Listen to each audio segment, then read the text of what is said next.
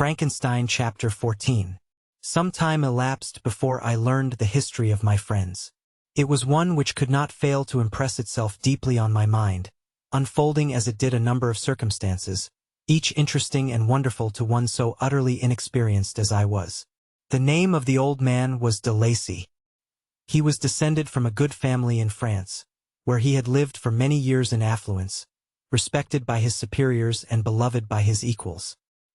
His son was bred in the service of his country, and Agatha had ranked with ladies of the highest distinction. A few months before my arrival they had lived in a large and luxurious city called Paris, surrounded by friends and possessed of every enjoyment which virtue, refinement of intellect, or taste, accompanied by a moderate fortune, could afford. The father of Safie had been the cause of their ruin. He was a Turkish merchant and had inhabited Paris for many years, when, for some reason which I could not learn, he became obnoxious to the government. He was seized and cast into prison the very day that Safie arrived from Constantinople to join him. He was tried and condemned to death. The injustice of his sentence was very flagrant. All Paris was indignant, and it was judged that his religion and wealth, rather than the crime alleged against him, had been the cause of his condemnation. Felix had accidentally been present at the trial. His horror and indignation were uncontrollable when he heard the decision of the court. He made, at that moment, a solemn vow to deliver him and then looked around for the means. After many fruitless attempts to gain admittance to the prison, he found a strongly grated window in an unguarded part of the building, which lighted the dungeon of the unfortunate Mohammedan, who, loaded with chains, waited in despair the execution of the barbarous sentence. Felix visited the grate at night and made known to the prisoner his intentions in his favor. The Turk, amazed and delighted, endeavored to kindle the zeal of his deliverer by promises of reward and wealth.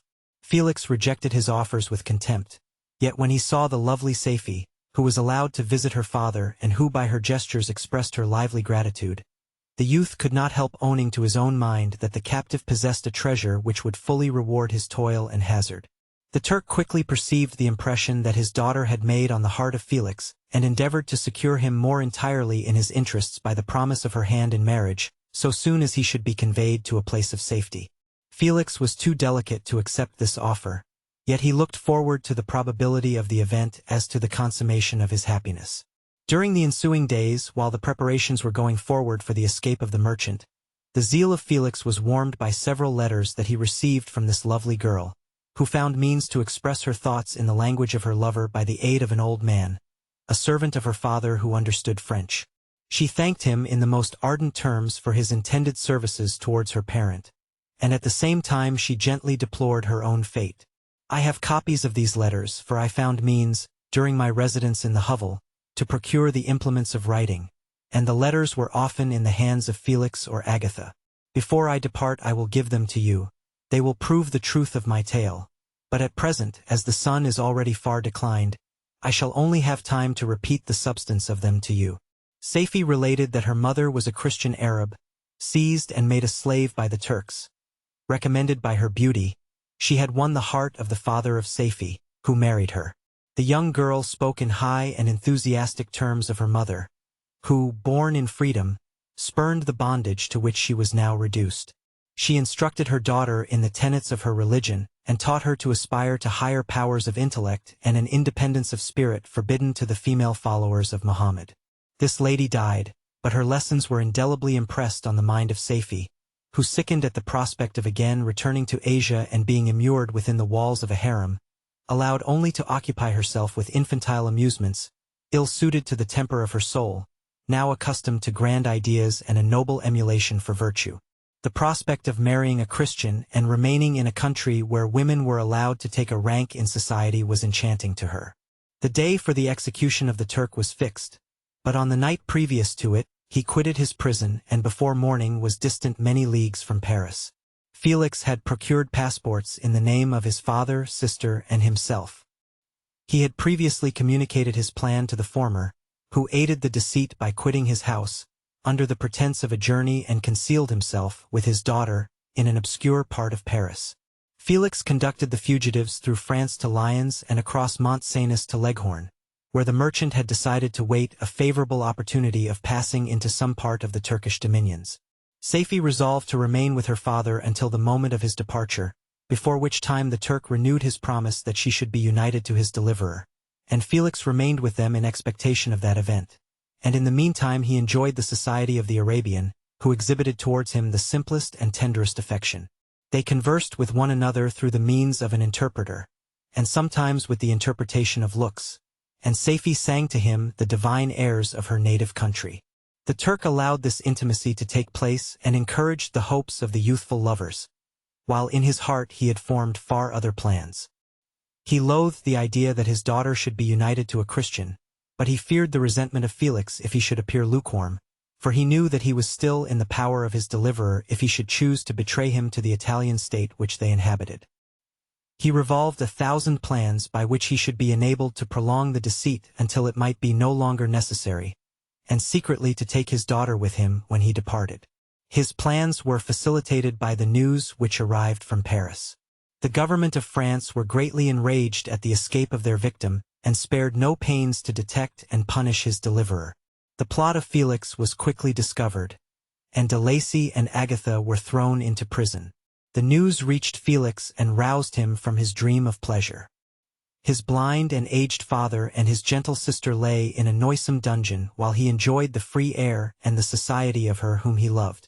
This idea was torture to him. He quickly arranged with the Turk that if the latter should find a favorable opportunity for escape before Felix could return to Italy, Saifi should remain as a boarder at a convent at Leghorn, and then, quitting the lovely Arabian, he hastened to Paris and delivered himself up to the vengeance of the law, hoping to free de Lacy and Agatha by this proceeding. He did not succeed. They remained confined for 5 months before the trial took place, the result of which deprived them of their fortune and condemned them to a perpetual exile from their native country. They found a miserable asylum in the cottage in Germany, where I discovered them. Felix soon learned that the treacherous Turk, for whom he and his family endured such unheard-of oppression, on discovering that his deliverer was thus reduced to poverty and ruin, became a traitor to good feeling and honor and had quitted Italy with his daughter, insultingly sending Felix a pittance of money to aid him, as he said, in some plan of future maintenance.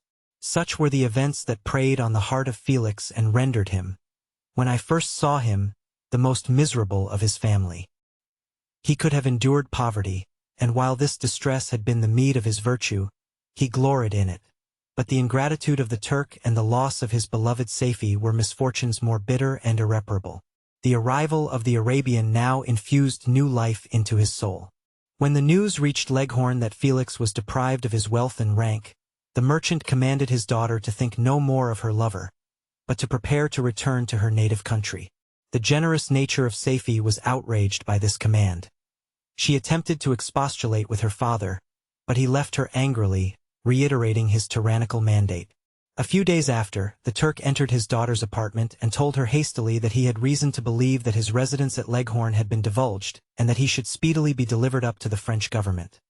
He had consequently hired a vessel to convey him to Constantinople, for which city he should sail in a few hours. He intended to leave his daughter under the care of a confidential servant, to follow at her leisure with the greater part of his property, which had not yet arrived at Leghorn. When alone, Saifi resolved in her own mind the plan of conduct that it would become her to pursue in this emergency.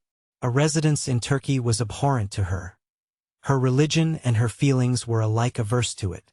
By some papers of her father which fell into her hands, she heard of the exile of her lover, and learnt the name of the spot where he then resided. She hesitated some time, but at length she formed her determination. Taking with her some jewels that belonged to her and a sum of money, she quitted Italy with an attendant, a native of Leghorn, but who understood the common language of Turkey, and departed for Germany. She arrived in safety at a town about 20 leagues from the cottage of de Lacy, when her attendant fell dangerously ill. Saifi nursed her with the most devoted affection, but the poor girl died, and the Arabian was left alone, unacquainted with the language of the country and utterly ignorant of the customs of the world. She fell, however, into good hands. The Italian had mentioned the name of the spot for which they were bound, and after her death the woman of the house in which they had lived took care that Saifi should arrive in safety at the cottage of her lover.